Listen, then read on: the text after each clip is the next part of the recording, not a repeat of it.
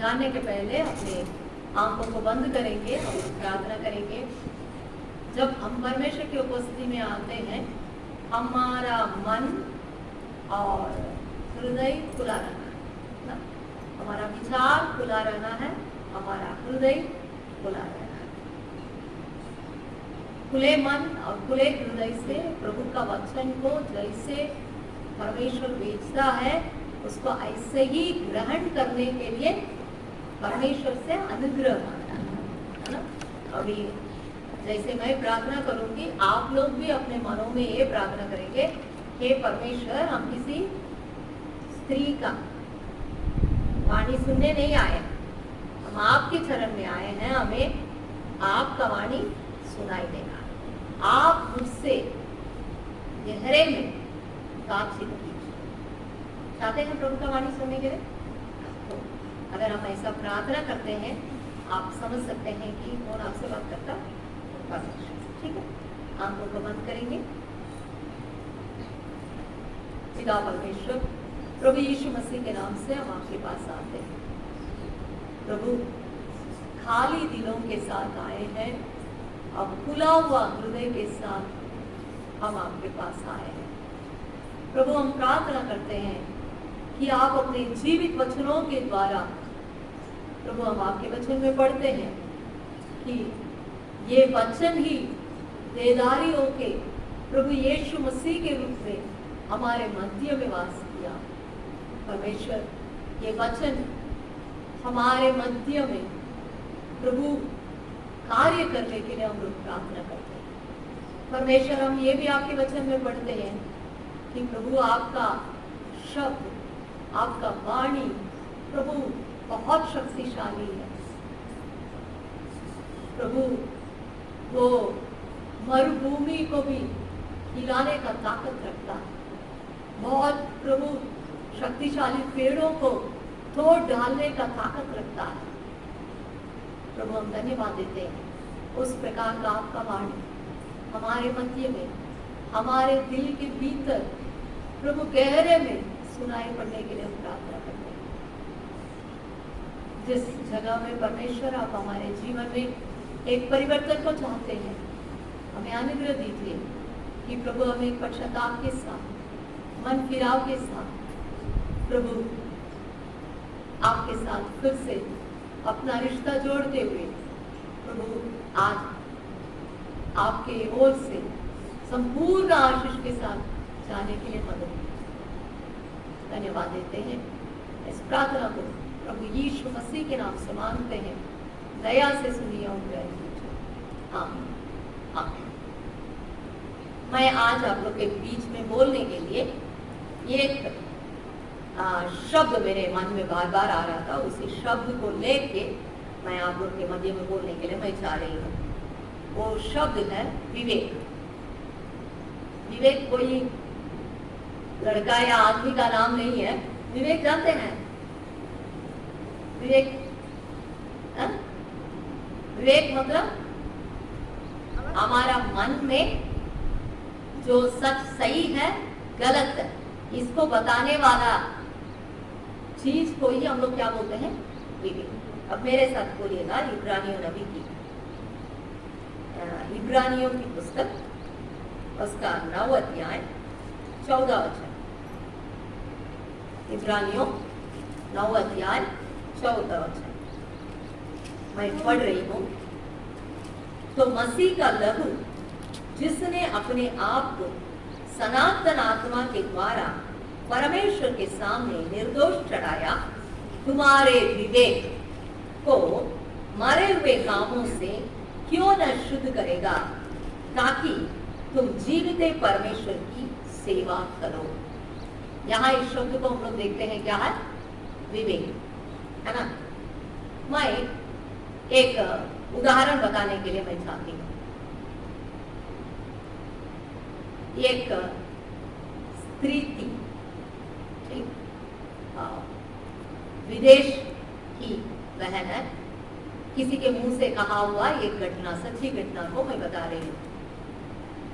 वो स्त्री जो है विदेश में तो जैसे आप जान ही रहे हैं, शादी के पहले ही आदमी के साथ रहते हैं ना, तो उस स्त्री का भी ऐसा किसी आदमी के साथ स्नेह हुआ और शादी हुआ नहीं था, लेकिन उसका पेट में बच्चा आ गया था, ठीक, और वो नहीं चाह रही थी कि उस बच्चा को जन्म दे, क्योंकि शादी अभी नहीं हुआ। तो क्या हुआ, ये क्या करती, अस्पताल में जाकर वो बच्चा को खराब कर, और जिस दिन खराब करा के घर में आकर लेटी थी, तो रात को उसका सपना में एक सुंदर सी बच्ची, लड़की उसके सामने आई। सपना में हो सकता है वो ऐसा आई और बताई, मैं तुम्हें माँ करके नहीं बुलाना है, इसीलिए ना मुझे नाश की। इस तरह अपने मधुर बोली से बोल के वो बच्चा का चेहरा खत्म हो गया। सोई हुई थी, लेकिन अचानक उठी तो उसी समय से उसका एक हाथ खींच दिया और एक पैर भी खींच दिया था। उसके अंदर एक दोष का भावना चले आया। मन में सोचने लगी, मैं बहुत बड़ा पाप कर, तो उस प्रकार का ये विवेक दोष देने वाली बातों के कारण उसका शरीर में वो बहुत बड़ा नुकसान हो पाया। अब समझ में आया विवेक क्या है? तो हमारे अंदर भी मालूम रहता है ना, कुछ कुछ काम, कुछ कुछ बात बोलना करना गलत है ना। और ये विवेक जो है, किसी मनुष्य जो वातावरण में रहता है उसके आधारित भी रहता है। समझ में आ रहा है? तो मैं एक मसीह परिवार में जन्म हुई है ना, तो बचपन से हम लोगों को सिखाया गया कि किसी भी मूर्ति के सामने या जानवर के सामने या मनुष्य के सामने क्या नहीं करना है, दंडवत नहीं करना है ना। परमेश्वर के अलावा और किसी के सामने हमें अपना सर झुकाना नहीं। तो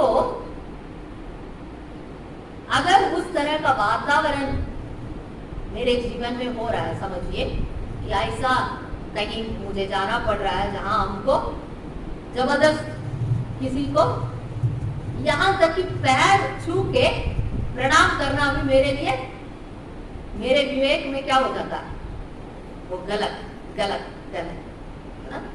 और मान लीजिए एक घर में बच्चा ऐसा पालन हो रहा है जहां मीट मछली नहीं खाते है ना, और कहीं बाहर गया बच्चा दोस्त के जबरदस्ती में आकर थोड़ा सा कोई खिला दिया, समझिए वो बच्चे का विवेक क्या रहेगा, बहुत बड़ा बड़ा गुनाह करने जैसा उनको मन में लगता है।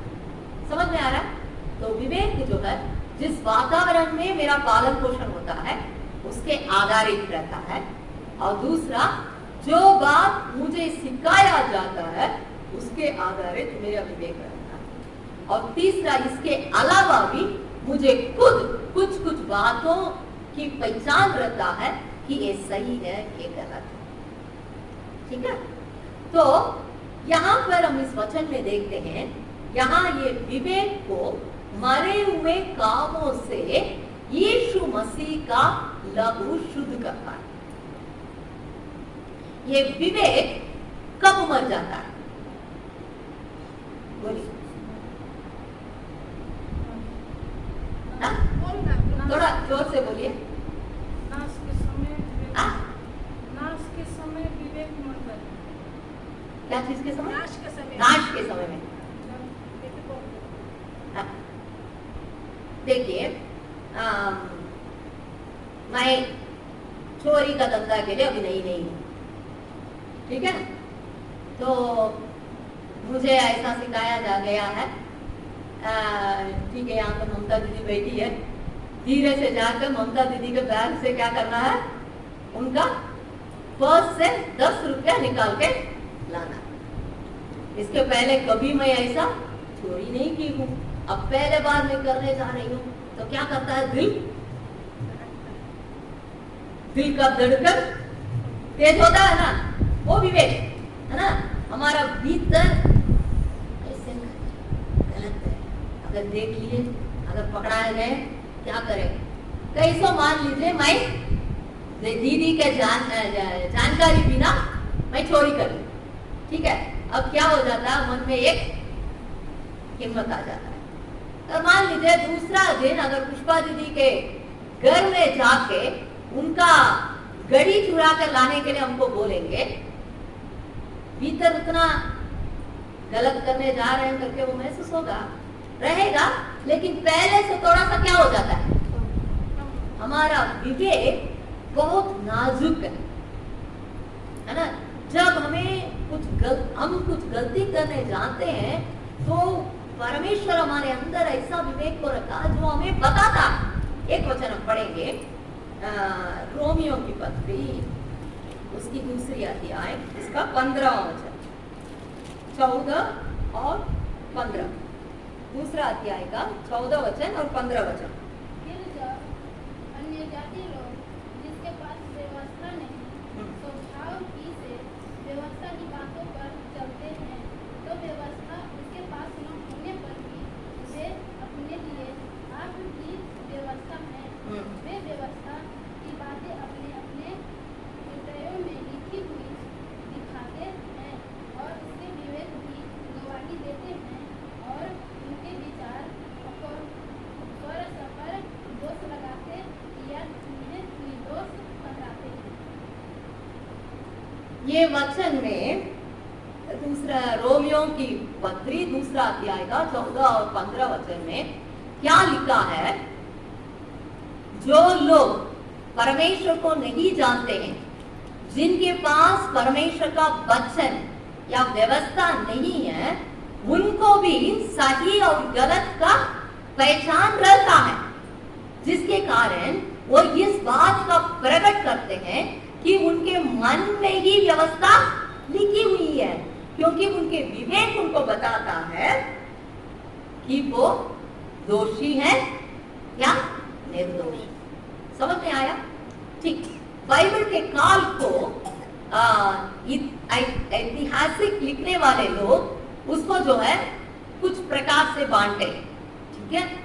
मूसा के समय में ही परमेश्वर इस्राएली लोगों को व्यवस्था को दिया था, ठीक है। लेकिन उसके पहले का काल को क्या बोलते हैं, विवेक का काल। उस समय परमेश्वर के ओर से कोई व्यवस्था या नियम या कानून लोगों के लिए नहीं था, तो उन लोगों को किसके आधार चलना था, विवेक के आधार। परमेश्वर हम मनुष्य के अंदर विवेक को रखा है, जिसके द्वारा हम क्या कर सकते हैं, हम जान सकते कि क्या सही है क्या गलत है। ये विवेक का शब्द नया नियम में ही सबसे पहले यूहन्ना सुसमाचार उसका 8 अध्याय में आता है। वहां का घटना को हम पढ़ेंगे तो हमें और अच्छी तरह से मालूम रहेगा। यहाँ यूहन्ना सुसमाचार 8 अध्याय का शुरू से लेकर घर में जाकर पढ़ लीजिएगा। मैं संक्षिप्त रूप से इसका कहानी को मैं बता दे रही हूँ। यीशु मसीह के पास एक व्यभिचार में रंगे हाथ पकड़ी गई स्त्री को कुछ लोग लेके आते, कुछ लोग मतलब आदमी लोग ही लेकर आता है ना। ले आकर यीशु मसीह से वे लोग सवाल किया, सुनिए, व्यभिचार करने वालों को क्या करना है, पथरवाह करना है। मूसा की व्यवस्था में ऐसा ही लिखा है, इस स्त्री को हमने व्यभिचार करते हुए पकड़ा, तो अभी इस पर पत्थर फेंकना है। तो आप क्या कर रहे हैं? यीशु मसीह उन लोगों को कुछ जवाब नहीं दिया। यीशु मसीह नीचे जमीन पर अपने उंगली से कुछ लिख रहे थे, लेकिन वो लोग छोड़ा नहीं। यीशु मसीह से बार बार पूछ रहा था, बोलिए, कुछ तो जवाब दीजिए, इस आदमी इस औरत को क्या हम लोग पत्थर से मार डाले? लेकिन यीशु मसीह कुछ सिर उठाकर बोले, तुम में से जो निर्दोष हो, मतलब जिसने कोई भी पाप नहीं किया हो।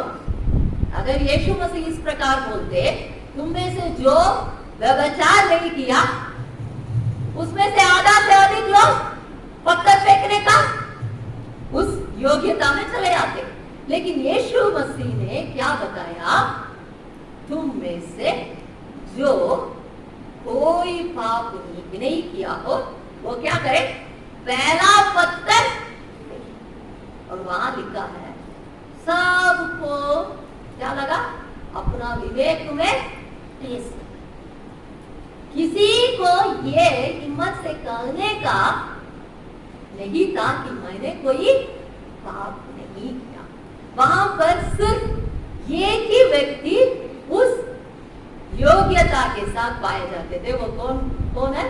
प्रभु यीशु मसीह। कुछ देर के बाद सब हल्ला उल्ला बंद हो गया, कहीं आवाज नहीं है। यीशु मसीह सिर उठा कर देखे, अब सिर्फ कौन है? वो स्त्री है। यीशु ने पूछा, क्या तुम्हें कोई नहीं दोषी ठहराया? क्या किसी ने तुम्हारे ऊपर पत्थर नहीं फेंका? वो स्त्री बताई, नहीं स्वामी, कोई मेरे ऊपर पत्थर नहीं फेंका। तो यीशु ने कहा, मैं भी तुम्हें दोषी नहीं ठहराता हूं, जाओ आगे पाप नहीं करना, है ना? तो इधर वो सब लोग, जो आदमी लोग उस स्त्री को पकड़ के ले आए थे, किस विचार से वे लोग आया था? जैसा भी वो उस स्त्री के ऊपर पत्थर फेंक के उसको मार डाला। लेकिन सब क्यों चला गया? क्यों चला गया? उनको भीतर में छोड़ा, है ना?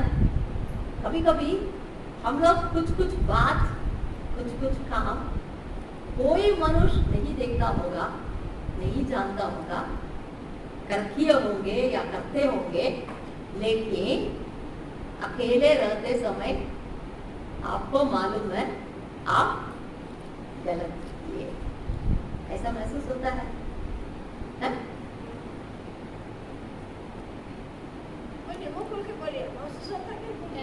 किसी को मालूम नहीं, लेकिन मुझे मालूम, मैंने गलत की, मैंने झूठ बोली, मैंने किसी का बदनाम की, मुझे मालूम है, मेरा विवेक। लेकिन जब करते करते करते गलत काम के ऊपर गलत काम करते करते जब हम जाते हैं, ये विवेक क्या हो जाता है? बोलना बंद कर देता है। उसी को बोलते हैं मरा हुआ विवेक, है ना? पाप के कारण मेरा विवेक खत्म हो जाता। परमेश्वर से आपको मुझको क्या आदत करता है? पढ़िएगा यशाया नबी की किताब,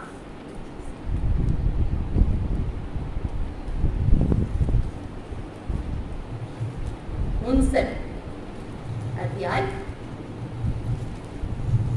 वहां पे पहला और दूसरा वचन। यशाया नबी की किताब, उसका 59 अध्याय, पहला और दूसरा वचन। यहाँ पर ऐसा लिखा है, सुनो, यहोवा का हाथ ऐसा छोटा नहीं हो गया कि उद्धार न कर सके, और न वो ऐसा बहिरा हो गया है कि सुन ना सके। दो बात लिखा हुआ है, मेरा परमेश्वर का हाथ छोटा नहीं हुआ है कि वो किसी का उद्धार मदद नहीं कर सकते। मतलब मेरा परमेश्वर का हाथ बड़ा है, वो किसी का भी उद्धार कर सकता है। मैं कहीं भी रहूं, किसी भी परिस्थिति में मैं रहूं, मेरा उद्धार मेरा परमेश्वर कर सकता है। उनका हाथ उतना बड़ा है। और दूसरा, मेरा परमेश्वर का कान बहिरा नहीं हुआ कि वो ना सुन सके, है ना? परमेश्वर का कान खुला है, वो सुन सकता है। जब हम बोलते हैं, प्रार्थना करते हैं, परमेश्वर मेरा सुनता है। लेकिन दूसरा वचन में लिखा है, परंतु तुम्हारे अधर्म के कामों ने तुमको तुम्हारे परमेश्वर से अलग कर दिया और तुम्हारे पापों के कारण उसका मुंह तुमसे ऐसा छिपा है कि वह नहीं सुनता। परमेश्वर का हाथ छोटा नहीं, परमेश्वर बहरा नहीं है, लेकिन मैं परमेश्वर तक नहीं पहुंच पा रही हूं। इसका कारण क्या है? मेरा अपराध मेरा परमेश्वर के चेहरा को क्या करता है? दीवार जैसा कड़ा होके छिपा देता है। समझ में आ रहा है? मेरा और मेरा परमेश्वर के बीच में एक दीवार है। दीवार है, वो क्या है? मेरा पाप का दीवार। इसके कारण मेरा विवेक क्या हो गया? मर गया, मरा हुआ स्थिति में पाया जाता है। लेकिन इब्रानी में जो वचन हम पढ़े थे उसमें क्या लिखा है? अब से पूछ सकते हैं, दीदी अगर मेरा विवेक मर गया तो मैं क्या करूं? मेरा रिश्ता इस परमेश्वर के साथ कैसे जुटेगा? आपका एक शुभ संदेश है, खुशखबरी है। वो इब्रानी 9 का 14 वचन में लिखा है, यीशु मसीह का लहू मेरा विवेक को शुद्ध करने का ताकत रखता है ना? क्यों यीशु मसीह का लहू ताकत रखता है? उसी अध्याय में उसके पहले का वचन को मैं पढ़ने के लिए मैं चाहती हूँ। 13 वचन,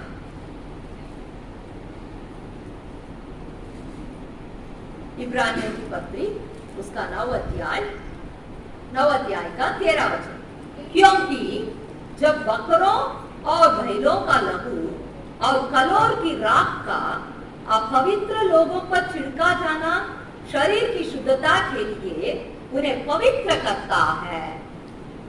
पुराने नियम में ऐसा था कि लोग पाप का क्षमा के लिए बलि चढ़ाते थे, है ना? अभी भी शायद आप जानते होंगे, लोग बलि चढ़ाते हैं, है ना? इधर तो बहुत मनुष्य का भी बलि चढ़ाते हैं ना। कोई खेत में अच्छा से उपज नहीं है तो बोल देते हैं देवी या देवता नाराज है, उनको क्या चाहिए?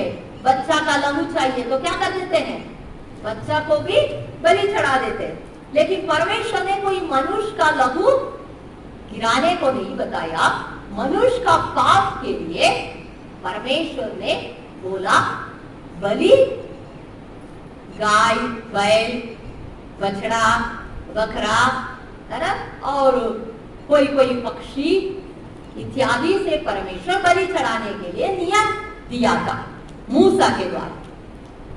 ठीक है, यहां लिखा है अगर उस प्रकार बकरों और बैलों का लहू जो अपवित्र है, जो अशुद्ध हो गया है, उसके ऊपर छिड़कने से वो बाहरी रीति से, शारीरिक तौर से अगर वो पवित्र माना जाता है, तो मसीह का लहू, यीशु मसीह का लहू कैसा है? यीशु मसीह का लहू निर्दोष है। यीशु कभी पाप नहीं किया, है ना? यीशु मसीह का जन्म भी कैसे हुआ? पवित्र आत्मा से हुआ। जैसे आप और मैं जन्म लेते हैं, उस प्रकार प्रभु यीशु मसीह का जन्म नहीं हुआ। कुंवारी के पेट में परमेश्वर के बल से प्रभु यीशु मसीह का जन्म हुआ। तो प्रभु यीशु मसीह कोई पाप नहीं, लेकिन वो यीशु मसीह आपके पापों के कारण, मेरे पापों के कारण उस क्रूस पर अपना निर्दोष लहू बहाया। तो वो लहू मेरा विवेक को क्या करने का ताकत रखता है? मरे हुए कामों से, उस मरा हुआ हालत से मुझे फिर से जिलाने के लिए, मतलब जो रिश्ता परमेश्वर और मेरा बीच में पाप का दीवार के कारण टूटा था, ये पाप का दीवार यीशु मसीह का लहू से मिटने के कारण मुझे क्या करता है परमेश्वर, फिर से परमेश्वर के साथ मेल करा। जिसके कारण क्या होता है, मैं परमेश्वर के साथ मेरा रिश्ता क्या हो जाता है, मैं परमेश्वर का पुत्री बेटी हो जाती है। समझ में आ रहा है? आज आप थोड़ा सा सोच के देखिए, आपका जीवन किस प्रकार है? क्या आप परमेश्वर को अब्बा पिता करके पुकार पा रहे हैं? जब आप वचन में लिखा है, जब आप पुकारेंगे मैं कहूंगा यहाँ हूं। हमारा परमेश्वर मनुष्य के उतना समीप रहने वाला है, लेकिन अगर परमेश्वर का मुंह मेरे लिए छिपा है, उसका कारण परमेश्वर नहीं है, मेरा। यशाया 53 में हम एक वचन को पढ़ते हैं, यीशु मसीह को उस क्रूस में क्यों जाना पड़ा? मेरे साथ खोलिएगा यशाया 53 अध्याय, वहां पे 5 वचन मैं पढ़ती हूँ। यशाया 53 का 5, परंतु वो हमारे ही अपराधों के कारण घायल किया गया, वो हमारे अधर्म के कामों के कारण कुचला गया, हमारी शांति के लिए उस पर ताड़ना पड़ी कि उसके कोड़े खाने से हम लोग चंगे हो जाएं। हमारे अपराधों के कारण यीशु मसीह घायल हुए। आप विश्वास करते हैं क्या? हम गीता में आ जाएंगे, हम प्रार्थना में जाएंगे। आज थोड़ा सोच के देखिए, आपका विवेक किस हालत में है? क्या आपका विवेक जिंदा है या मरा हुआ हालत में? जिंदा है तो परमेश्वर को धन्यवाद। अगर आपका विवेक मरा हुआ हालत में है, फिर भी आपके लिए खुशखबरी है। आपके पापों के लिए प्रभु यीशु मसीह आपके स्थान लेके उस क्रूस पर अपना जीवन, अपना प्राण को दे चुके हैं, और यीशु मसीह का लहू आपको, आपके मरा हुआ विवेक को शुद्ध करने का ताकत रखता है। आइए घुटना में आएंगे, मुंह खोल के बोलिए, हे परमेश्वर, मैं नहीं चाहती हूं इसी मरा हुआ हालत में मैं जीऊं। जहां मेरा रिश्ता परमेश्वर के साथ टूटा है, वहां मैं खत्म, मैं एक मरा हुआ इंसान के बराबर में। आप सोचिए, आज क्या आपका रिश्ता परमेश्वर के साथ जुड़ा हुआ? शायद कुछ सालों के पहले आप प्रभु यीशु मसीह को ग्रहण किए होंगे, लेकिन आज कहां पर है? एक बार पिता के साथ आपको मिलन कराने के लिए जो यीशु मसीह इस संसार पे आया, उस यीशु मसीह के साथ आप अपना रिश्ता को फिर से जोड़िएगा। परमेश्वर आपको मदद करने पाए। मुंह बोल के बोलिए, यदि हम अपने पापों को मान लेते हैं, अंगीकार करते हैं, यीशु मसीह हमें शुद्ध करने के लिए, यीशु मसीह का लहू हमें शुद्ध करने के लिए ताकत रखता। आज भी यीशु मसीह का लहू ताजगी रूप से उपलब्ध है। Hallelujah. Thank you Lord Jesus, thank you Lord Jesus. हे यीशु तेरा ये प्यार वदन से है आभार। हे यीशु तेरा ये प्यार वदन से है आभार। हाथों से हाथ मिलाया, आसमानी बाप से हमको से हाथ मिलाया, आसमानी बाप से हमको संभाल प्रभु जी, जीवन के हर पल में संभाल प्रभु जी, जीवन के हर पल में अभी तक हमको संभाला तूने, आगे भी अगुवाई कर, अभी तक हमको संभाला तूने, आगे भी अगुवाई कर, संभाल प्रभु जी। हालेलुया। मुंह खोल के प्रार्थना कीजिए, हे परमेश्वर मेरे दिल में आप आइए, मैं अपने पापों को मान लेती हूँ। जो अपने पाप छिपा कर रखता है उसका कार्य सफल नहीं होता है, जो उसको मान लेता है और छोड़ भी देता है उसके ऊपर परमेश्वर का अनुग्रह बहुतायत से होता है। अब हम खोल के बोलिए, प्रभु आप मेरे दिल में आइए, प्रभु मेरे दिल में आइए। अभी तक, कल तक या इसके 2 मिनट पहले तक जो मैं बुरा विचार की थी, गंदे बात की थी, मैं एक वचन को आपको पढ़कर सुनाने के लिए मैं चाहती हूँ। क्या क्या चीज हमारे हृदय में से निकलता है। मरकुस सुसमाचार उसका 7 अध्याय का 13 वचन और 14 वचन को मैं पढ़ के सुना रही हूँ।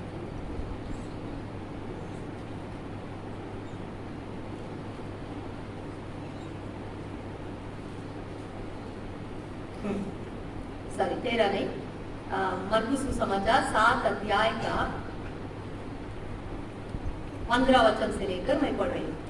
ऐसी कोई वस्तु नहीं जो मनुष्य में बाहर से समाकर उसे अशुद्ध करे, परंतु जो वस्तुएं मनुष्य के भीतर से निकलती है वे ही उसे अशुद्ध करती है। तो फिर 20 वचन को मैं पढ़ रही हूँ कि उसने कहा, जो मनुष्य में से निकलता है वही मनुष्य को अशुद्ध करता है। 21, क्योंकि भीतर से अर्थात मनुष्य के मन से बुरे बुरे विचार, व्यभिचार, चोरी, हत्या, परस्त्रीगमन, लोभ, दुष्टता, छल, लुच्चपन, कुदृष्टि, निंदा, अभिमान और मूर्खता निकलती है। ये सब बुरी बातें भीतर ही से निकलती है और मनुष्य को अशुद्ध करती है। जो वचन हम सुने हैं उसके आधार सोच के देखिए, आपके भीतर ऐसी कौन सी बातें पाई जाती है जो आपके लिए परमेश्वर के चेहरा को छुपाता। बोलिए, प्रभु यीशु मसीह का लहू मेरे लिए बहाया गया, इस पर विश्वास करके यीशु को अपनाइए।